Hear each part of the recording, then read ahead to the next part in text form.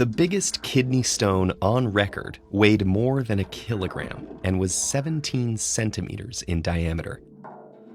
The patient didn't actually swallow a stone the size of a coconut. Kidney stones form inside the body, but unfortunately, they're extremely painful to get out.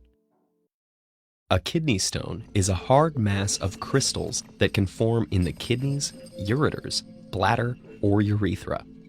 Urine contains compounds that consist of calcium, sodium, potassium, oxalate, uric acid, and phosphate.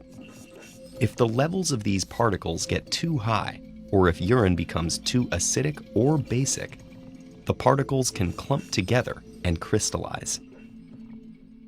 Unless the problem is addressed, the crystals will gradually grow over a few weeks, months, or even years, forming a detectable stone.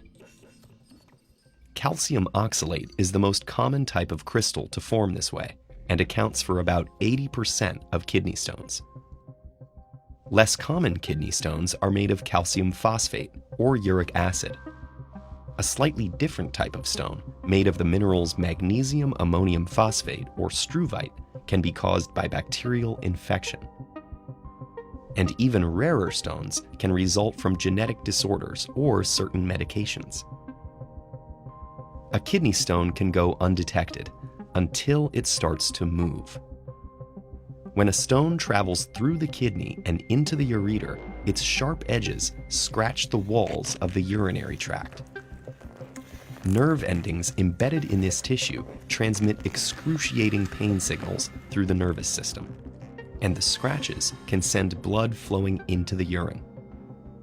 This can be accompanied by symptoms of nausea, vomiting, and a burning sensation while urinating. If a stone gets big enough to actually block the flow of urine, it can create an infection or backflow and damage the kidneys themselves. But most kidney stones don't become this serious or even require invasive treatment. Masses less than 5 millimeters in diameter will usually pass out of the body on their own. A doctor will often simply recommend drinking large amounts of water to help speed the process along, and maybe taking some painkillers. If the stone is slightly larger, medications like alpha blockers can help by relaxing the muscles in the ureter and making it easier for the stone to get through. Another medication called potassium citrate can help dissolve the stones by creating a less acidic urine.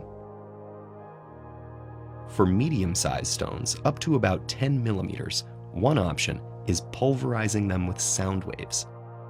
Extracorporeal shockwave lithotripsy uses high-intensity pulses of focused ultrasonic energy aimed directly at the stone.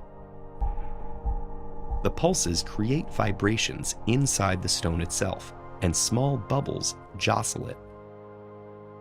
These combined forces crush the stone into smaller pieces that can pass out of the body more easily. But zapping a stone with sound doesn't work as well if it's simply too big.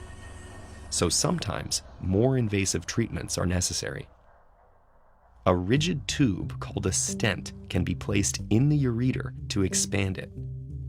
Optical fibers can deliver laser pulses to break up the stone. Stones can also be surgically removed through an incision in the patient's back or groin. What about just avoiding kidney stones in the first place?